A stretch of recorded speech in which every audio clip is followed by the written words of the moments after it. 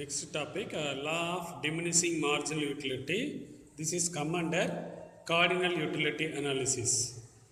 The objective itself we have discussed that there are two approaches, cardinal and ordinal.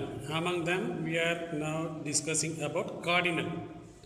Cardinal there are three theories: law of diminishing, law of Eke, consumer surplus னு சொல்லிட்டு அதில் first theory law of diminishing marginal utility. Diminishing அப்படினால குறைஞ்சிக்கிட்டே போகிறது என்னன்னு சொல்லி பார்க்கலாமா? Let me have introduction. This theory, the law of diminishing marginal utility theory இருக்குல்லையா, அது முத சொன்னது யாருன்னா H.H. Gaussen.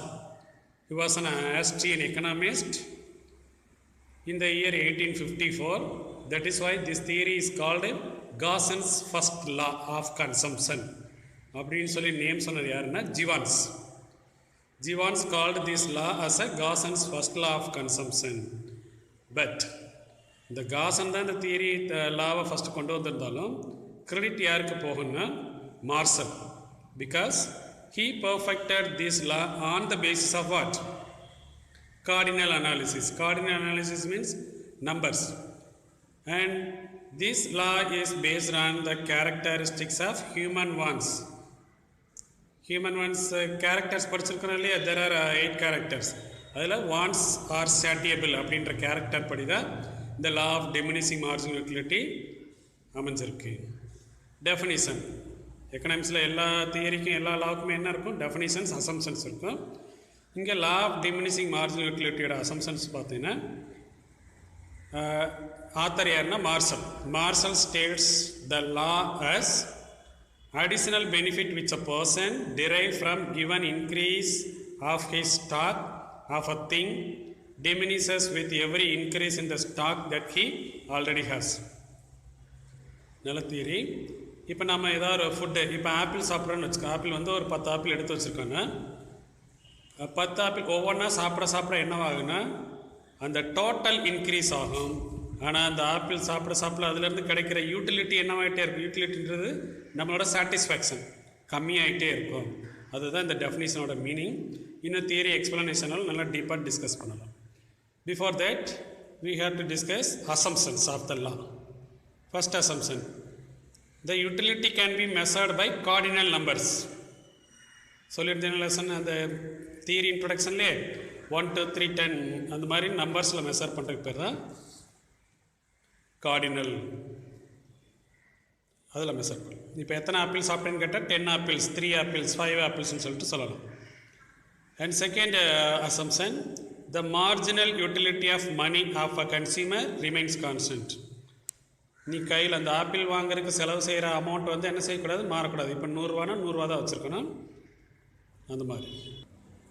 Third assumption, the consumer should be a rational consumer and his aim is to attain maximum satisfaction with minimum expenditure.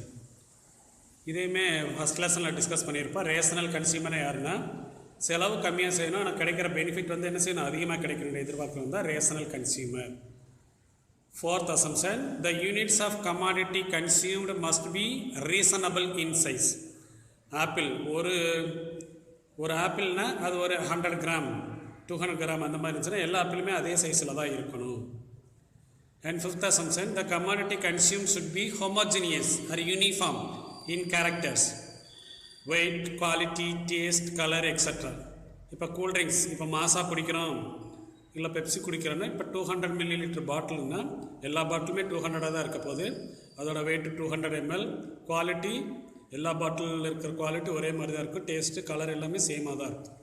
அப்படி இருந்தால் தான் இந்த லா வந்து என்னவாகும்னா ப்ராக்டிக்கல் லைஃப்க்கு அப்ளிகபிள் ஆகும். Sixth assumption, the consumption of goods must be take place continuously at given period of time. இப்போ அரை மணி நேரத்தில் குடிச்சு முடிக்கணும். அந்த பாட்டில் 5 பாட்டில் கூல்ட்ரிங்க்ஸ்னால் கடகடன்னு குடிச்சு முடிச்சிடணும். ஒரு 5 நிமிஷம் கழிச்சு, ஒரு 10 minutes கழிச்செல்லாம் குடிக்கக்கூடாது.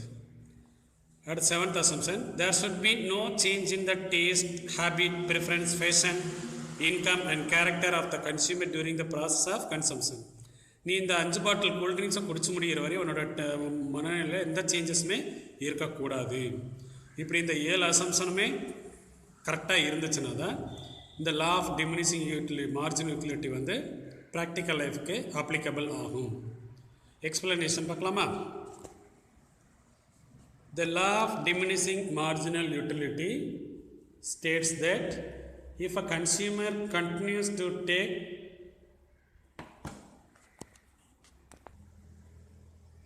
the law of diminishing marginal utility states that if a consumer continue to consume more and more units of the same commodity,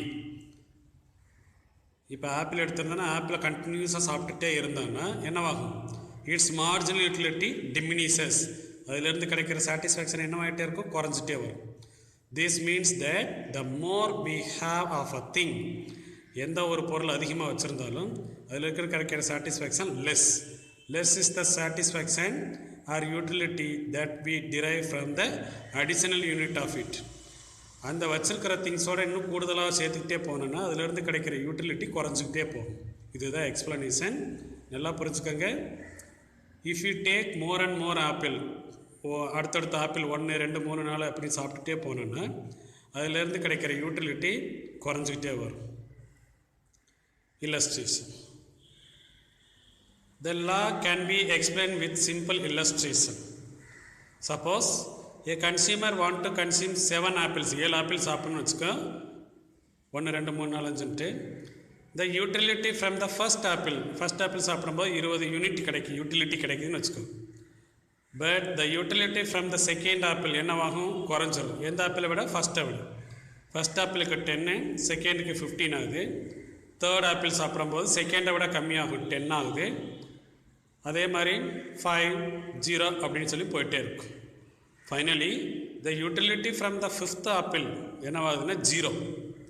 and utility from 6th and 7th apple are negative. That is disutility. ஐயோ இனிமேல் இந்த ஆப்பிளே 7 அப்படின்ற மாதிரி ஆயிரும். This tendency is called what? That is called the law of diminishing marginal utility. இங்கே ஒரு example கொடுத்துருக்காங்க பாருங்கள். First apple, when he eats first apple, அதிலேருந்து கிடைக்கிற அந்த மெஷர்மெண்ட் பார்த்தீங்கன்னா ஃபுல்லாக இருக்கும். When he eats second apple it is diminishing. First ஆப்பிளை கம்பேர் பண்ணும்போது second apple diminishing. Then third apple ரொம்ப கம்மியாயிருச்சு.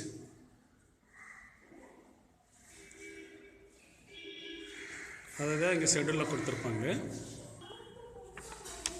This is what law of diminishing marginal utility schedule.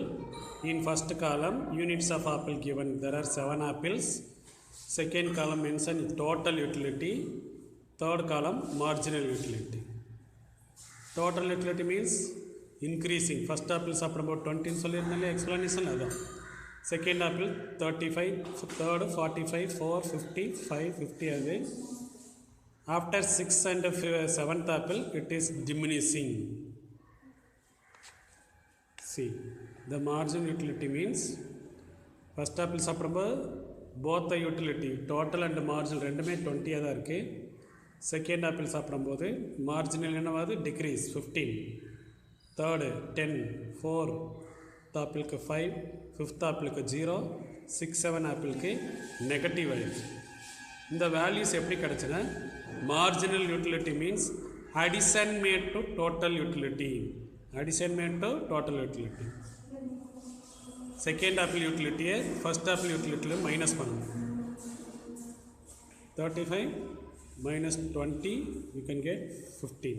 45 minus 35 you can get 10. 50 minus 45 5. 50 50 0. 45 minus 50 minus 5. 35 minus 45 minus 10. இப்போ உனக்கு புரிஞ்சிருக்குன்னு நினைக்கிறேன். அங்கே explanation பார்த்ததுக்கும் இந்த டேபிளில் பார்க்குறப்ப உனக்கு ஈஸியாக இருக்கும். மார்ஜினல் யூட்டிலிட்டி என்னவாகிட்டே இருக்குது? Goes on diminishing and reaches 0. After that it becomes negative for 6th and 7th apple. புரிஞ்சா? பட் டோட்டல் என்னவாகிட்டு தான் இருக்கும்? இன்க்ரீஸ் ஆகிட்டு தான் இருக்கும். First apple, second apple, third apple சொல்லிட்டு இன்க்ரீஸ் ஆகிருக்கும். பட் த மார்ஜினல் யூட்டிலிட்டி இதிலேருந்து கிடைக்கிற சாட்டிஸ்ஃபேக்ஷன் குறைஞ்சிக்கிட்டே வரும். இதை தான் டயக்ராமேட்டிக்காக எக்ஸ்பிளைன் பண்ணியிருப்பாங்க. இப்போ இந்த டயக்ராம் வரைஞ்சிருக்க எப்படின்னு சொல்லிட்டு புரிஞ்சுக்கோ. In X axis marginal units of apple 1 2 3 4 5 6 7. In y axis total utility and marginal utility. Y axis total utility and margin utility. Total utility curve என்னவாயிட்டே இருக்கு? Increase and maximum. After some time it declining. That is total utility. But what happened to margin utility? Goes on decreasing. Fifth apple வரை decrease ஆயிட்டு இருக்கு. Fifth apple 0 ஆயிருது. And sixth apple, seventh apple என்ன ஆயிருது? Negative. என்ன இருக்கு? Negative. இந்த code ரொம்ப ஈஸியானது. ஃபஸ்ட் ஆப்பிளுக்கு டோட்டல் மார்ஜினல் ரெண்டுமே 20ல் தான் இருக்கும். செகண்ட் ஆப்பிளுக்கு 35, தேர்ட் ஆப்பிளுக்கு 45, ஃபோர்த் ஆப்பிளுக்கு 50, ஃபிஃப்த் ஆப்பிளுக்கு 50. எகைன் சிக்ஸ்த் ஆப்பிளுக்கு 45 வந்துடுது, செவன்த் ஆப்பிளுக்கு 35 வந்துடுது. அப்படி ட்ராப் பண்ணினா டிக்ளைன் ஆகும். அதே மாதிரி marginal utility declining reaches 0 and then becomes negative 6th and 7th apple. அதே தான் இங்கே எக்ஸ்ப்ளனேஷன்லையும் கொடுத்துருக்காங்க. we find that the total utility goes on increasing. Total என்னவாகும்? Increase. at what rate? diminishing rate. இன்னொரு சைடு என்ன நடக்கணும்? அந்த அதர் ஹேண்ட் marginal utility என்னவாயிட்டே இருக்கும்? diminishing, declining, குறைஞ்சிட்டே வரும். when marginal utility 0வாக இருக்கும்போது டோட்டல் என்னவாகுது? மேக்ஸிமம். when marginal utility 0 நெகட்டிவாக இருக்கும்போது டோட்டல் யூட்டிலிட்டி என்னவாயிருது? நெகட்டிவ் ஆயிடுது. when marginal utility டிக்ளைன் ஆகும்போது total utility increase. when marginal utility நெகட்டிவாக இருக்கும்போது total utility declining. when marginal utility 0 reach பண்ணியிருக்கும்போது டோட்டல் யூட்டிலிட்டி மேக்ஸிமம். மூணுமே நல்ல டிஃப்ரென்ஸ் புரிஞ்சுக்கோ. எக்கனாமிக்ஸில் எல்லா தியரியுமே என்ன செய்வாங்கன்னா கிரிட்டிசைஸ் பண்ணுவாங்க, குறை சொல்லுவான்னு சொல்லியிருக்கல. இங்கே utility can not be measured numerically because utility is subjective. எவ்வளோடா சாப்பிட்டேன்னு கேட்டவனால சொல்ல முடியுமா? அரை கிலோ சாப்பிட்டா 1 கிலோ சாப்பிட்டேன்னு தான் சொல்ல முடியுமா இல்லையா? எனக்கு அரை கிலோ பெனிஃபிட் கிடச்சிச்சின்னு ஒன்றால் சொல்ல முடியாது. Because it is a feeling. Feel பண்ண தான் முடியும். Second, this law is based on unrealistic assumption. நம்ப முடியாத அசம்ஷன்ஸை வச்சுருக்குறாங்க. and this law is not applicable to indivisible commodities. பிரிக்க முடியாத கமாடிட்டிஸில் இந்த லா என்னவாகாது? அப்ளிகபிள் ஆகாது. இந்த லா என்னது? ஏதாவது ஒரு தேரில் அதிகமாக யூஸ் பண்ண அதுலேருந்து குறையுன்னு சொல்லிட்டு தான் இந்த லா இருக்குது. ஆனால் இதுக்குன்னு எக்ஸப்ஷன் இருக்குது. எக்ஸப்ஷன் என்னது? விதிவிலக்கு. 10ல் 1 வித்தியாசமாக இருக்குல்ல, அதுக்கு பேர் தான் எக்ஸப்ஷன். இப்போ ஹாபீஸ், ஏதாவது உனக்கு பழகிருச்சுன்னா அதை எவ்வளோ நீ அதிகமாக யூஸ் பண்ண அதிகமாகிட்டே தான் இருக்கும். அங்கே என்ன செய்யாது? குறையாது. ட்ரங்கார்ட்ஸ், இந்த குடிகாரங்களாக இருக்காங்க இல்லையா, அவங்க அதிகமாக குடிச்சிக்கிட்டே தான் இருப்பாங்க இல்லையா, அவங்கள சாட்டிஸ்ஃபேக்ஷன் என்னவாது? குறைஞ்சிடாது.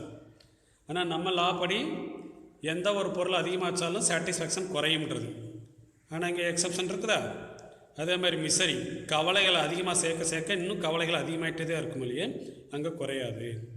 அதே மாதிரி மியூசிக் அண்ட் போயட்ரி, இதுவுமே அதிகமாக இல்லையா, குறையாது.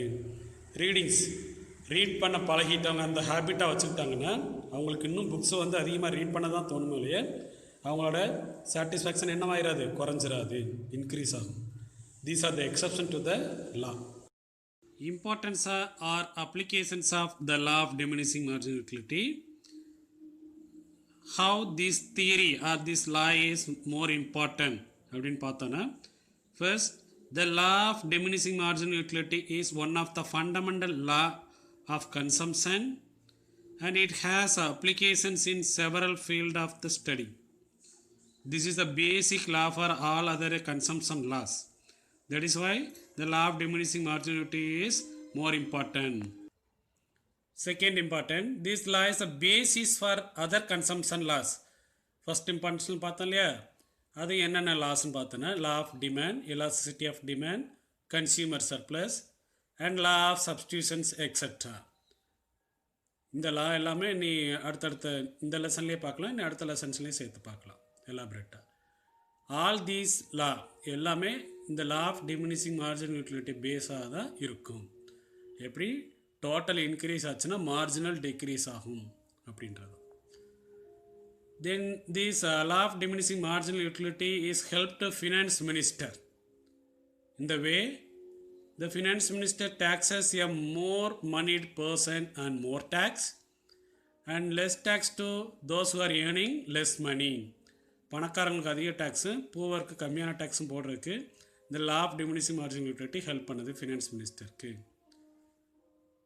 when a person's income rises the tax rate rise because his marginal utility of money is false according to rich person, but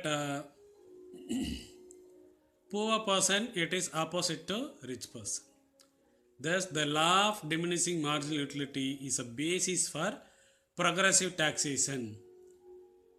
tax படிக்க 12th ஸ்டாண்டர்ட் வந்தேன்னா டேக்ஸ் லெசன் படிப்பேன். அப்போ பார்த்தீங்கன்னா டைப்ஸ் ஆஃப் டேக்ஸஸ் இருக்கும். அதில் ஒன்று தான் progressive taxation. Progressive taxation means when income increases tax rate also increase, when income falls your tax rate also falls. இந்த தேர்ட் இம்பார்ட்டன்ஸை வச்சு தான் ஃபோர்த் இம்பார்ட்டன்ஸ் இருக்கும் பார். This law emphasise on equitable distribution of wealth. அந்த மேலே பார்த்தாலே tax rich பர்சனுக்கு அதிகமாக டேக்ஸ் போடும்போது அந்த டேக்ஸ் எடுத்து புவர் பீப்புளுக்கு ரீடிஸ்ட்ரிபியூட் பண்ண ரிச்சும் புவர் அந்த கேப்பு கம்மியாகிட்டு ரெண்டு பேருமே என்ன ஆயிடுவாங்க, ஈக்குவல் ஆயிடுவாங்க. அதுதான் இந்த லா சொல்லுது. This law emphasise and equitable distribution of wealth. இப்போ ரெண்டு பேரும் ஈக்குவல் ஆயிடுவாங்க இல்லையா, அதுதான். The marginal utility of money to the more a money is low, hence the redistribution of income from rich to poor is justified. அப்புறம் most important என்னென்னு பார்த்தீங்கன்னா Adam Smith explain the famous diamond water paradox. பேரடாக்ஸ்னால் முரண்பாடாக இருக்கும். Diamond வந்து availability கம்மியாக தான் இருக்கும், பட் ஹை ப்ரைஸ். யார் வாங்க முடியும்? ரிச் பீப்புள் தான் வாங்க முடியும். அதே மாதிரி ஸ்கேர்சிட்டியும் கூட.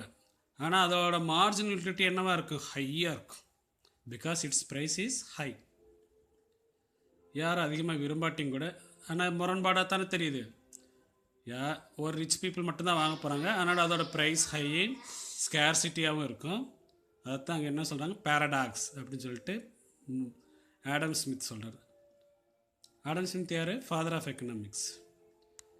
அப்படியே ஆப்போசிட்டாக இருக்கும் water. Water is essential for all, but its price is low even though it is very much essential. எல்லாருக்குமே வாட்டர் ரொம்ப இம்பார்ட்டன்ட். இருந்தாலும் அதோட மார்ஜினல் யூட்டிலிட்டி பார்த்தீங்கன்னா low, because price is low. நம்ம அவ்வளோவா கேர் எடுத்து வாட்டர் என்ன செய்ய மாட்டோம், ஸ்டோர் பண்ணி வைக்க மாட்டோம். டைமண்டுக்கு என்ன செய்வோம், ரொம்ப கேர் எடுத்துக்கிறோம். இதுதான் பேரடாக்ஸ்ன்றது. இதுவும் இந்த லாவோட இம்பார்ட்டன்ஸ்.